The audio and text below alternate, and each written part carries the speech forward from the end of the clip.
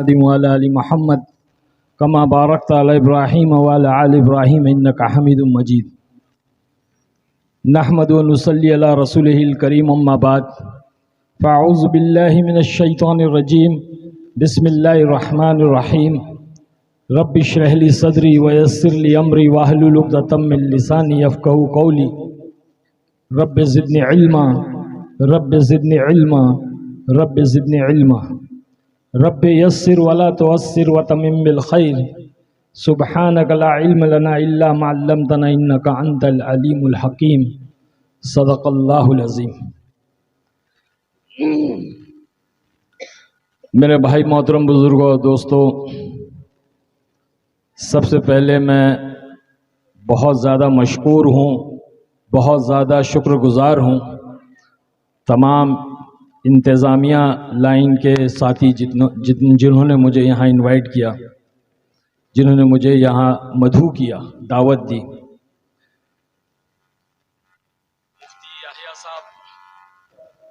जो बच्चीपुर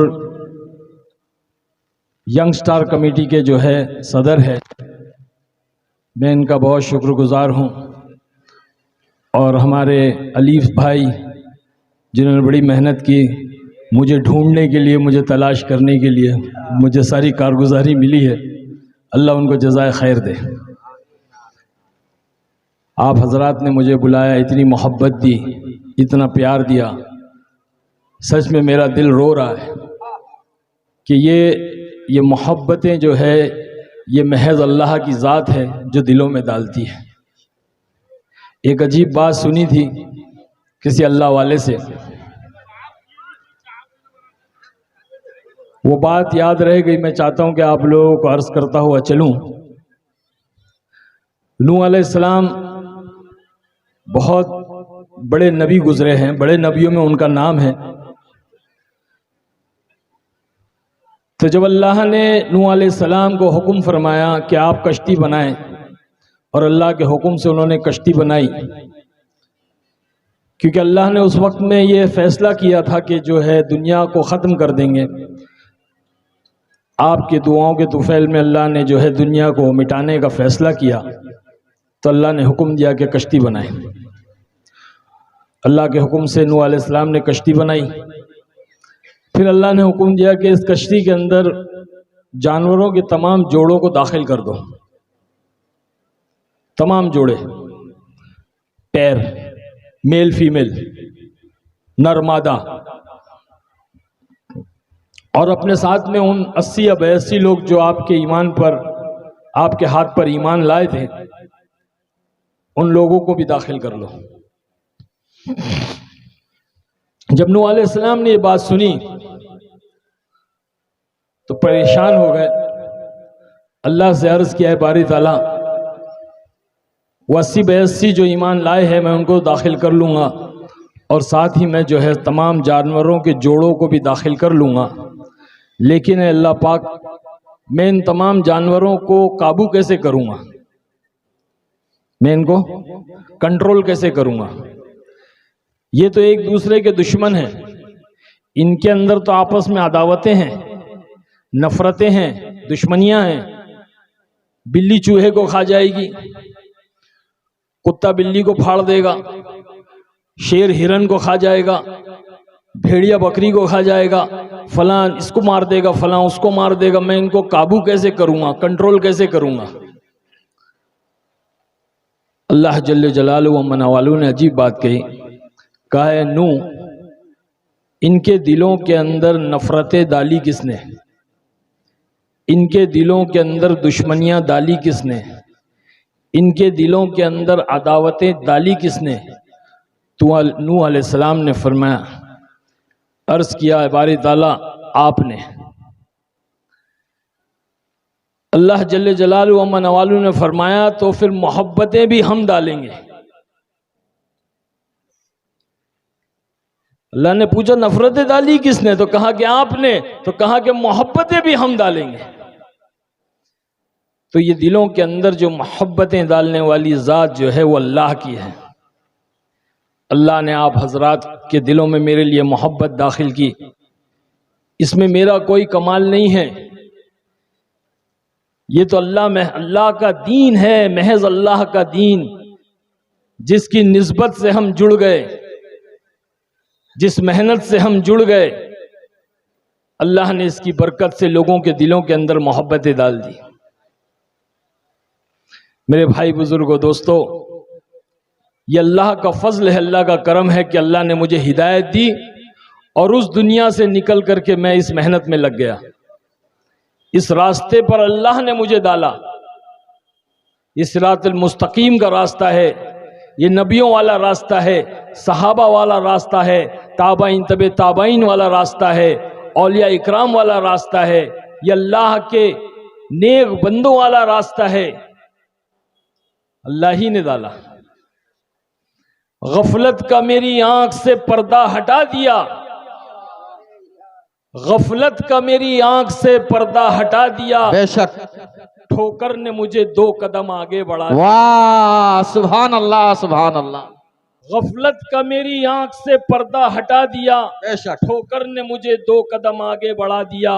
वाह, और वाह। खुश हो रही थी, खुश हो रही थी, और खुश हो रही थी बुझाकर जो आंधियां, बेशक अल्लाह ने उसी चिराग को फिर से जला दिया। वाह, सुभान अल्लाह, सुभान अल्लाह।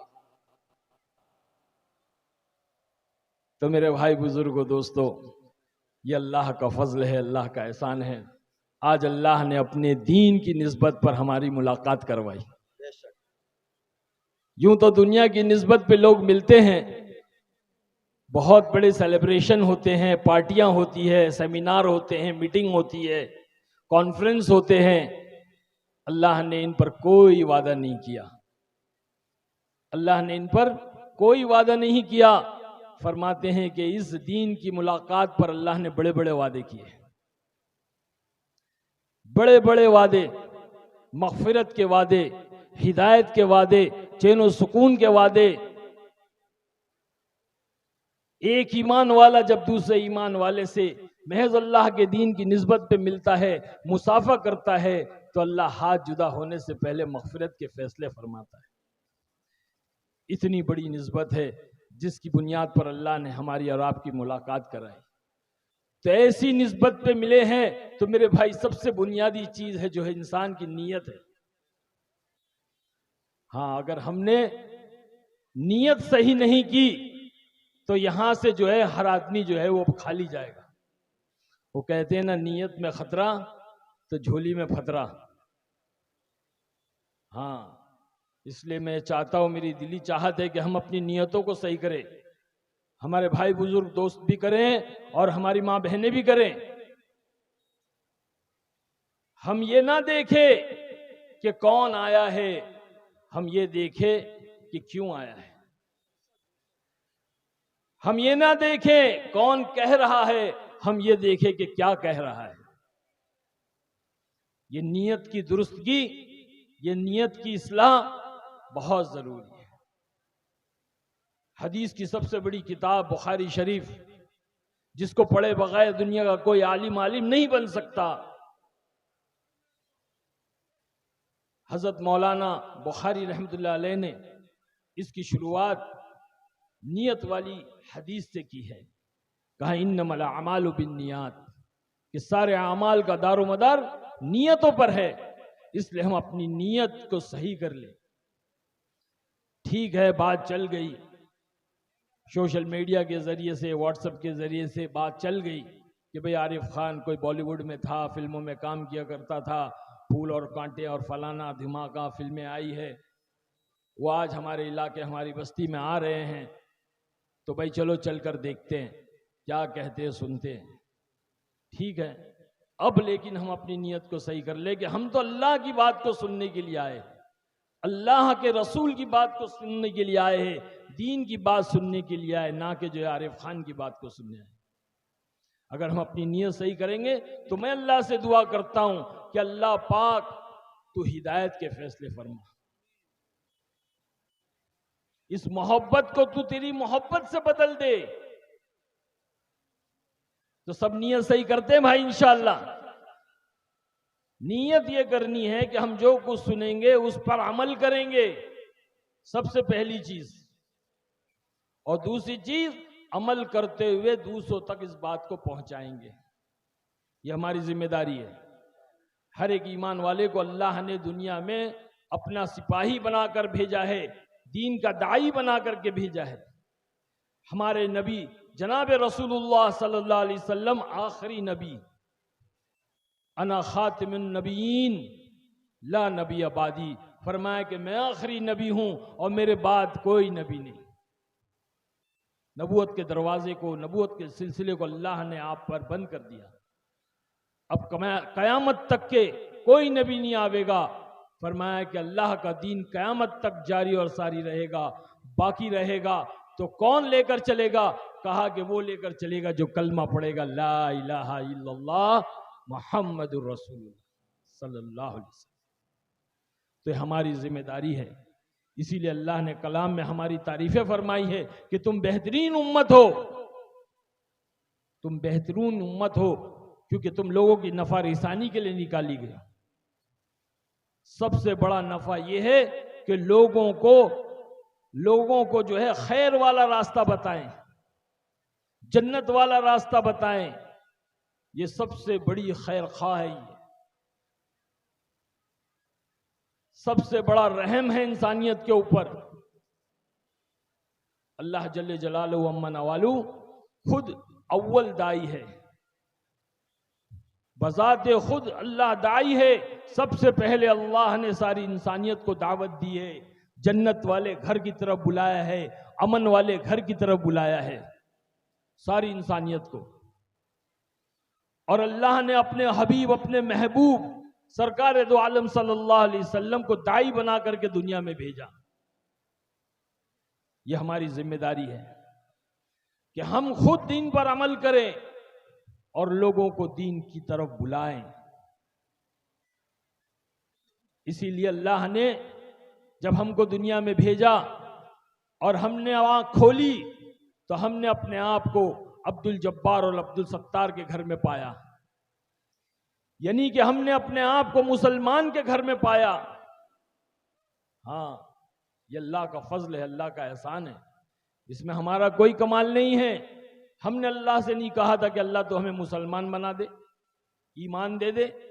इतनी बड़ी दौलत जिसके बारे में अल्लाह खुद फरमा रहा है, हदीस कुदसी है, अल्लाह कहता है कि सारी कायनात, सातों जमीन, सातों आसमान, ये सूरज, चांद, सितारे, ये समुंदर, समुंदर के अंदर के खजाने, ये पहाड़, पहाड़ के अंदर के खजाने, ये सारी कायनात को तराजू के एक पल्ले में रख दिया जावे और दूसरे पल्ले में ये कलमा ला इलाहा इल्लल्लाह एक कागज के पुर्जे पर लिख कर रख दिया जाए तो ईमान वाला पल्ला वजनी हो जाएगा। ये अल्लाह ने ईमान की कीमत को बतलाया। वो ईमान अल्लाह ने मुझे और आपको अता फरमाया है। हमने कभी इसके बारे में सोचा नहीं, कभी फिक्र नहीं की। हाँ, अलबत्ता हम फकर में मुब्तला हो गए। फिक्र में मुब्तला होने की जगह, फिक्र में मुब्तला होने के बजाय हम फकर में मुब्तला हो गए कि हम तो मुसलमान हैं, हम तो ईमान वाले हैं, हमें अपना जिस चाहे जिंदगी गुजारो, जानवरों जैसे जिंदगी गुजारो, एक दिन अल्लाह हमको जन्नत में जरूर दाखिल करेगा। ये शैतान ने धोखे में डाल दिया, नफ्स ने धोखे में डाल दिया। तो दुनिया में आकर के हम मनचाही जिंदगी गुजारने लगे। हम सारे जिंदगी गुजार रहे हैं, जबकि अल्लाह जल्ले जलालहू व मनवालहू ने ये जिंदगी गुजारने के एतबार से नहीं दी है, अल्लाह ने ये जिंदगी संवारने के एतबार से दी है। और संवारने के लिए अल्लाह ने दीन अता फरमाया है। आज हम सारे मुसलमान इस दुनिया के अंदर एक बेफिक्री वाली जिंदगी गुजार रहे हैं, एक बेहिसी वाली जिंदगी गुजार रहे हैं, एक बेहोशी वाली जिंदगी गुजार रहे हैं। मेरे भाई बुजुर्गों, दोस्तों, अल्लाह ने हमें इसलिए नहीं भेजा कि हम जो है वो गैर ईमान वालों की तरह, जानवरों की तरह, शैतानों की तरह जिंदगी गुजार के चले जाएं, बल्कि अल्लाह ने हमारी रहबरी की। नबियों के जरिए से अल्लाह ने हमें दीन अता फरमाया और अल्लाह ने अपने महबूब, अपने हबीब सरकार दो आलम सल्लल्लाहु अलैहि वसल्लम के जरिए से दीन को मुकम्मल किया। और यूं तो अल्लाह ने हमें बेशुमार नियामतें अता फरमाई हैं। हम रोजाना की जिंदगी में देखते हैं, हम जो खाते हैं पीते हैं, हमारे वालिदैन, हमारे बीवी बच्चे, हमारे रिश्तेदार, दोस्त अहबाब, अल्लाह की बेशुमार नियामतें जिनको हम शुमार नहीं कर सकते, जिनको हम काउंट नहीं कर सकते, गिन नहीं सकते। इतनी नियामतें हैं, लेकिन अल्लाह ने कहीं नहीं कहा कि मैंने तुम्हें ये दिया, वो दिया, वो दिया, ये दिया। अलबत्ता अल्लाह ने यूं कहा, फबिअय्यि आलाइ रब्बिकुमा तुकज़्ज़िबान। बार बार इस बात की तकरार की अल्लाह ने सूरह रहमान में, और कहा कि फबिअय्यि आलाइ रब्बिकुमा तुकज़्ज़िबान, तुम मेरी किन किन नियामतों को ठुकराओगे। मेरे भाई बुजुर्गों दोस्तों, लेकिन जब अल्लाह पाक ने दीन को मुकम्मल कर दिया, कंप्लीट कर दिया, मोहर लगा दी, तो अल्लाह ने कहा यौमा अकमलतु लकुम दीनकुम व अतममतु अलैकुम नियामती। नियामती का लफ्ज इस्तेमाल करके अल्लाह ने ये जतलाया है और ये बतलाया है कि हमने तुम्हें बहुत बड़ी नियामत अता फरमाई। आज ये नियामत हमारी जिंदगियों से धक्के खा रही है। आज हमारी जिंदगियों के शोबों से, हमारे घरों से, हमारे कारोबार से, हमारी शादी ब्याहों से, हमारे जिंदगी के हर हिस्से से ये नियामत धक्के खा रही है। आज अल्लाह का दीन हमारे घरों के बाहर खड़ा हुआ है और पुकार रहा है, क्या मैं अंदर आ जाऊं? तो मुसलमान कहता है, ईमान वाला कहता है कि ना भाई ना। अपनी जुबान से नहीं कहता, लेकिन अपने अमल से ये कहता है कि ना भाई ना, तू अंदर नहीं आना, क्योंकि अगर तू अंदर आएगा तो जो है मनचाही छोड़नी पड़ेगी और रब चाही पर चलना पड़ेगा, जो बहुत मुश्किल है। वक्त पे सोना पड़ेगा, वक्त पे उठना पड़ेगा, सुन्नतों के मुताबिक जिंदगी को गुजारना पड़ेगा, अपनी ख्वाहिशात को मारना पड़ेगा, अपने नफ्स के खिलाफ जाना पड़ेगा। तो भाई ये तो हमसे नहीं होगा, इसलिए जो है तू बाहर खड़े रहे, तेरे अंदर आने की इजाजत नहीं है। आज कारोबार के बाहर दीन खड़ा है, कहता है कि मैं अंदर आ जाऊं, तो मुसलमान कहता है ना भाई ना, तू अंदर नहीं आना। सारे ग्राहक आ सकते हैं, सारे जो है खरीद करने वाले आ सकते हैं, सारी दुनिया के लोग आ सकते हैं, लेकिन तू बाहर खड़े रहे, क्योंकि तू अंदर आएगा तो सच बोलना पड़ेगा, और सच बोलेंगे तो जो है वो कारोबार नहीं होगा। तू अंदर आएगा तो सही तोलना पड़ेगा, सही नापना पड़ेगा, सही तोलेंगे और सही नापेंगे तो फिर मुनाफा कहां होगा। और तुझे तो पता है कि मुझे बैंक में इंटरेस्ट है और बैंक को मुझ में इंटरेस्ट है, तू अंदर आ जाएगा तो ये सारा इंटरेस्ट खत्म हो जाएगा। तो कारोबार से धक्के खा रहा है। ये दीन शादी ब्याहों के बाहर खड़ा हुआ है, फंक्शन हॉल और कन्वेंशनल हॉल के बाहर खड़ा हुआ है और पुकार रहा है, सदाएं लगा रहा है, क्या भाई मैं अंदर आ जाऊं? तो मुसलमान कहता है ना भाई ना, तू अंदर मत आना। तू अंदर आएगा तो ये सारी बेहयाई बेपर्दगी निकालनी पड़ेगी। ये वीडियो शूटिंग जो चल रही है, ये रोशनाई, ये ऑर्केस्ट्रा और जो मुगनियाएं और रक्कासाएं नाच रही है, इनको सबको निकालना पड़ेगा। और बड़े बड़े सेलिब्रिटीज आए हुए हैं, बड़े बड़े जो है बिजनेस टाइकून आए हुए हैं, बड़े बड़े मुअज़्ज़ज़ लोग आए हुए हैं, इन तमाम को निकालना होगा। इसलिए भाई जो है वो शादी जो है वो शादी हो जाएगी। शादी क्या हो जाएगी? शादी हो जाएगी। तो लोग नाराज हो जाएंगे भाई, इसलिए तू बाहर खड़े रहे। चाहे अल्लाह नाराज हो जाए, अल्लाह के रसूल नाराज हो जाए, चलेगा, लेकिन लोग नाराज नहीं होना चाहिए, रिश्तेदार नाराज नहीं होना चाहिए, दोस्त अहबाब नाराज नहीं होना चाहिए। इसी तरह जिंदगी के हर फील्ड, हर शोबे में आप देखें, ये अल्लाह का दीन धक्के खा रहा है, धक्के। यही वाहिद वजह है कि हम परेशान हैं। अल्लाह ने जिस तरह मैंने बतलाया कि दिलों को फेरने वाली जात अल्लाह की है। हाँ, कभी अल्लाह मोहब्बतें डालता है तो कभी नफरतें डालता है। आज मुसलमान जो सारे आलम में परेशान है, आज मुसलमान ठोकरें खा रहा है, इसकी वजह यह है कि अल्लाह ने लोगों के दिलों में, इस्लाम के दुश्मनों के दिलों में नफरतें डाल दी। ये अल्लाह की तरफ से है मेरे भाई। जिस दिन हमारी जिंदगियों के अंदर दीन आ जाएगा, अल्लाह के अहकाम आ जाएंगे, हजरत मोहम्मद सल्लल्लाहु अलैहि वसल्लम के पाकीज़ा तरीके आ जाएंगे, अल्लाह की कसम अल्लाह सारी दुनिया को ज़ेर कर देगा। हजरत मौलाना यूसुफ साहब रहमतुल्लाह अलैह फरमाया करते थे, अल्लाह का एक हुक्म नमाज, एक हुक्म नमाज सारी दुनिया में जिंदा हो जाए और ढूंढने पर भी एक मुसलमान बेनमाजी ना मिले, उस वक्त अल्लाह से जो मांगोगे अल्लाह वो देगा। आज हम देखें हमारी जिंदगियों में नमाजों का क्या हाल है, मस्जिदें वीरान पड़ी हुई हैं, अल्लाह ने ठोकरों में डाल दिया।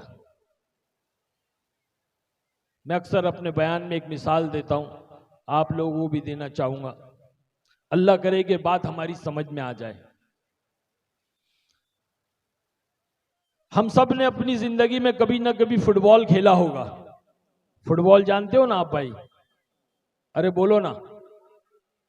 बच्चे खेलते हैं, बड़े खेलते हैं, सारी दुनिया खेलती है, बड़े बड़े टूर्नामेंट होते हैं, 11 खिलाड़ी यहां से 11 खिलाड़ी वहां से, हर मुल्क हर कंट्री का आदमी खेलता है और जो उस फुटबॉल को ठोकर मारता है, लात से मारता है। यहां तक के बच्चे मैदान में खेलते हैं और वो बॉल अगर बाहर चला जाए और एक 80-70 साल 80 साल के बूढ़े चाचा जा रहे हैं, बच्चे पुकारते हैं और कहते हैं चाचा जरा बॉल दे दो, तो वो चाचा भी जो है ठोक करके जो है लात मारते हैं। हर कोई उसको लात मारता है, हर मुल्क वाला हर कंट्री वाला लात मारता है। मेरे भाई, अगर कोई उस फुटबॉल को उठाए अपने हाथों में और उससे सवाल करे, ये पूछे कि तूने क्या गलती की है, तेरी क्या खता है, तेरा क्या जुर्म है, लोग तुझे लात से क्यों मारते हैं? कोई उसको उठाए और पूछे, सवाल करे उससे, और अल्लाह उस फुटबॉल को गोयाई दे दे, जुबान दे दे, बोलने की ताकत दे दे, स्पीकिंग पावर दे दे, तो वो फुटबॉल कहेगा मेरी सिर्फ इतनी खता है, मेरा सिर्फ इतना जुर्म है, मेरी सिर्फ इतनी जो है गलती है कि मैं अंदर से खाली हूं, मैं अंदर से खाली हूं। अगर मैं अंदर से भरा हुआ होता तो किसी माई के लाल में ताकत नहीं थी जो मुझे लात मारता। आज ईमान वाला अंदर से खाली है, ईमान की लाइन से खाली है, इबादत की लाइन से खाली है, मामलात की लाइन से खाली है, माशरत की लाइन से खाली है और अखलाक की लाइन से खाली है। सहाबा इकराम रजी अल्लाह ताला अन्हु अजमईन अंदर से ईमान की लाइन से पुर थे, अखलाक की लाइन से पुर थे, इखलास की लाइन से पुर थे, भरे हुए थे। अल्लाह ने पूरी दुनिया के ऊपर गालिब कर दिया, पूरी दुनिया को फतेह किया अपने ईमान की बुनियाद पर, अपने अमाल की बुनियाद पर, अपने अखलाक की बुनियाद पर। सहाबा के कदम जब कैसर किसरा में पड़े तो जलजले आ गए, दरिया दजला के सीनों को चाक कर दिया। शायर कहता है दस्त तो दस्त है सहरा भी न छोड़े हमने, दस्त तो दस्त है सहरा भी न छोड़े हमने, बहरे जुल्मात में दौड़ा दिए घोड़े हमने।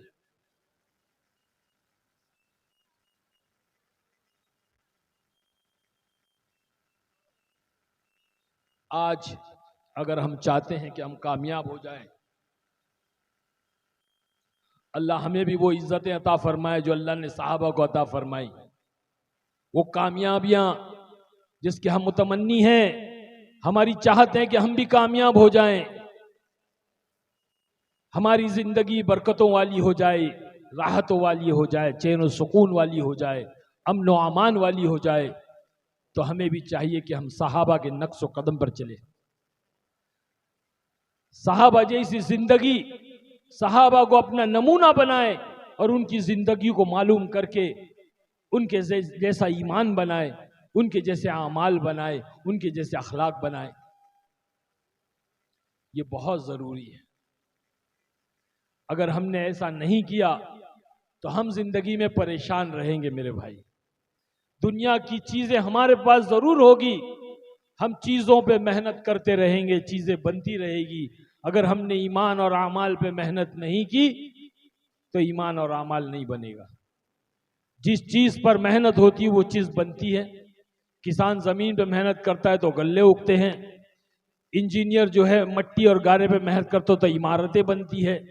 लोहे पे मेहनत करी लोगों ने तो हवाई जहाज बना दिया। इस तरह से दुनिया की हर चीज पे मेहनत की चीजें बन गई। ईमान पे मेहनत नहीं की तो ईमान नहीं बना। सहाबा ने ईमान पर मेहनत की थी, आमाल पे मेहनत की थी। अल्लाह ने इतना माल अता फरमाया, इतना माल अता फरमाया कि सहाबा के पास रखने के लिए जगह नहीं थी। उस पर भी रोते थे और कहते थे, या अल्लाह हमारी कुर्बानियों का सिला और बदला तूने दुनिया में तो नहीं दे दिया। डरते थे इस बात से। कहते थे, अल्लाह हमने ये जो भी कुर्बानियां दी है तेरे दीन की खातिर, ए अल्लाह ना हमने जन्नत के शौक में किया, ना हमने जहन्नम के खौफ में किया।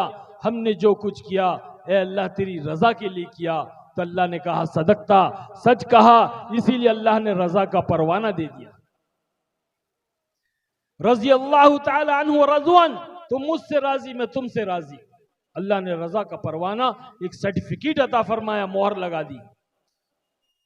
और अल्लाह के नबी सल्लल्लाहु अलैहि वसल्लम ने सहाबा को कहा कि मेरे सहाबा सितारों की मानिंद है। असहाबी कल नुजूम इख्तदैतु एहतदैतु, जो मेरे सहाबा की इत्तिबा करेगा वो फला तक पहुंच जाएगा। सितारा का सितारा क्यों कहा? क्योंकि सितारे बुलंद होते हैं, सितारे रोशन होते हैं, सितारे चमकदार होते हैं, सितारे रहबर होते हैं। आज हम गूगल को इस्तेमाल करके अपनी मंजिल मकसूद तक पहुंचते हैं ना, उस जमाने में मुसाफिर जो है वो सितारों को देख करके अपनी मंजिल पर पहुंचते थे। सहाबा रहबर है, कयामत तक आने वाले इंसानों के लिए रहबर है। उनके जैसी जिंदगी हम बनाएंगे अपनी तो अल्लाह हमें माल देगा। आज हर आदमी की सबसे पहली चाहत क्या है कि माल मिल जाए, माल। हाँ, और माल का कमाना कोई बुरी बात नहीं है भाई, माल जरूरी है। माल होगा तो आप दीन के बहुत कार्य खैर है, बहुत सारी चीजें दीन की ऐसी है जिसको आप कर सकते हो। माल होगा तो आप ज़कात दोगे, मालदार के ऊपर अल्लाह ने ज़कात को फर्ज किया है। माल होगा तो आप हज करोगे, उम्रा करोगे। माल होगा तो आप मदारिस चलाओगे, आप मखातिब चलाओगे, आप दीनी इदारे जो है माल की बुनियाद पर चलते हैं। माल खर्च होता है तो माल का कमाना कोई बुरी बात नहीं है। माल होगा तो आप सदका खैरात करोगे, गरीबों की मदद करोगे। लेकिन हम माल के पीछे लगे, हमने कभी ये नहीं सोचा कि अल्लाह पाक ने लफ्ज़ आमाल के अंदर माल को छुपा के रखा है। अल्लाह पाक ने लफ्ज़ आमाल के अंदर माल को छुपा करके रखा है। बोलो आमाल, बोलो आमाल, आमाल, आमाल, आमाल। लफ्ज़ आमाल के अंदर अल्लाह ने माल को छुपा के रखा है। हम तो असबाब के पीछे पड़ गए, हम तो जैसे गोया टोटी के पीछे लगे हैं। नल के अंदर पानी नहीं है दोस्तों, पानी तो ऊपर टांकी में है। इधर एक नल लगा लिया, उधर एक नल लगा लिया, उधर एक नल लगा लिया। अरे पानी टोटी में नहीं है, नल में नहीं है, पानी तो ऊपर टांकी में है। जाओ टांकी से लो, बकेट डुबाओ और भर भर के ले लो। तो रोजी और माल के खजाने तो अल्लाह के पास ऊपर है, जिसको लेने की जरूरत है। जो अमाल करेगा अल्लाह पाक उसको भर भर के देगा। ये मेरा दावा है, कसम खा के कही जा सकती है बात।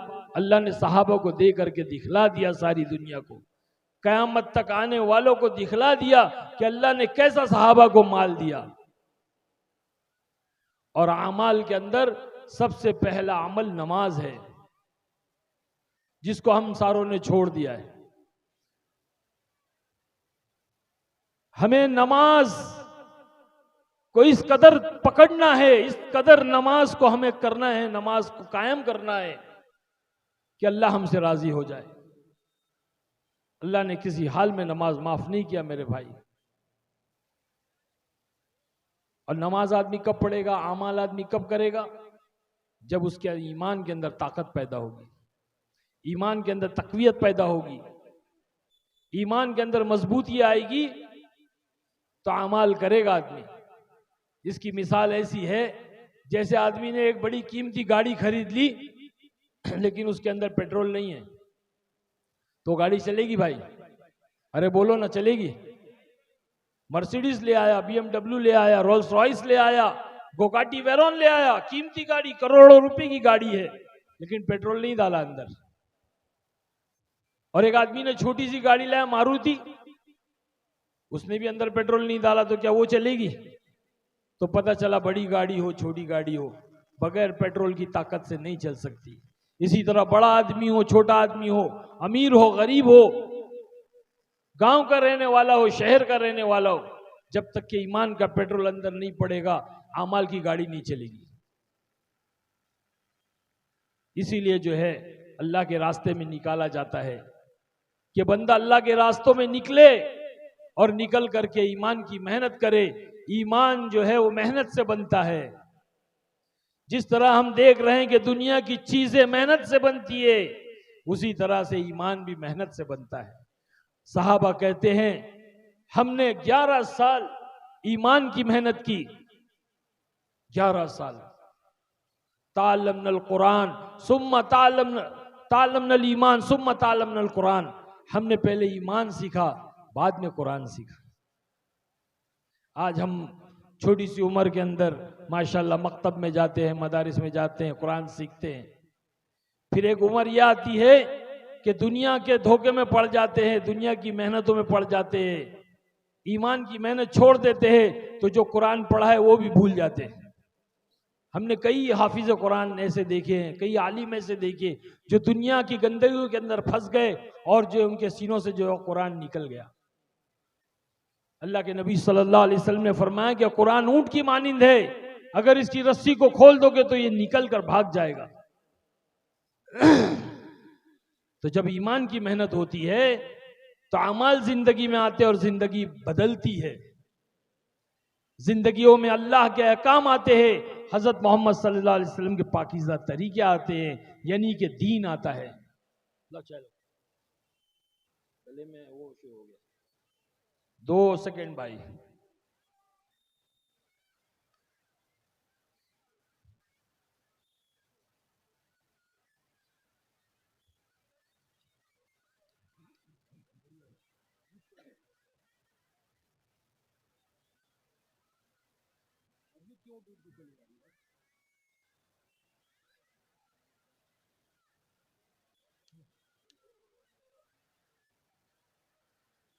भाई हो गया, ज्यादा बात नहीं करेंगे। आप हजरात भागे नहीं, खड़े रहें भाई। आ जाए, दुआ करके चले जाए भाई। दुआ होगी, आप हजरात रुके, घर मत जाएं अभी। देखिए इतनी दूर से हम जो आए खड़े हैं उधर बैठ जाएं। आप लोग की मोहब्बत में आए हैं, इतनी दूर से। सफर में था, मैं उम्रा में था। 31 जनवरी को मैं उम्रा से आया और 1 फरवरी को मैं सफर में निकल गया कलकत्ता, कलकत्ता से उड़ीसा गया, फिर यहाँ बंगाल आया। अब आगे भी मेरा सफर है। तो ये आप लोगों की मोहब्बत के लिए हम जो है चल रहे हैं भाई। अगर आप हमको छोड़ के चले जाओगे तो कितना दिल टूट जाएगा, है ना। बस थोड़ी देर इंशाल्लाह और बात करेंगे, मेरी भी जो ताकत नहीं है और बात करने की। बहरहाल मैं ये अर्ज कर रहा था कि जब ईमान की मेहनत होती है तो ईमान बनता है, और ईमान बनता है तो अमाल जिंदगी में आते हैं। हमारी भी जिंदगी का यही हाल था। हाँ, ईमान की सतह इतनी नीचे चले गई थी, इतनी नीचे चले गई थी, अल्लाह ना करे अगर हम इस मेहनत में नहीं जुड़ते, अल्लाह हम पर रहम का मामला नहीं करता, तो हमारा ईमान सल्ब भी हो सकता था। हमें पता नहीं चलता कब हमारा ईमान निकल जाएगा। एक चिड़िया की मानिंद, एक परिंदे की मानिंद सीने से ईमान निकल जाता है, आदमी को पता भी नहीं चलता। वो जब मरता है और मैदान महशर में खड़ा होगा तो वो गैरों की सफ में खड़ा किया जाएगा। वो कहेगा, ए अल्लाह, मैं तो दुनिया के अंदर मुसलमान था, मेरा नाम अब्दुल जब्बार अब्दुल सत्तार था, ए अल्लाह मैं आज काफिरों की और गैरों की सफ में कैसे खड़ा हो गया। तो अल्लाह फरमाएगा कि तेरा ईमान सल्ब हो चुका था, तेरे अमाल की बुनियाद पर, तेरे अमाल की बदौलत ईमान सल्ब हो गया था, तुझे पता भी नहीं चला। अल्लाह हम सब की हिफाजत फरमाए।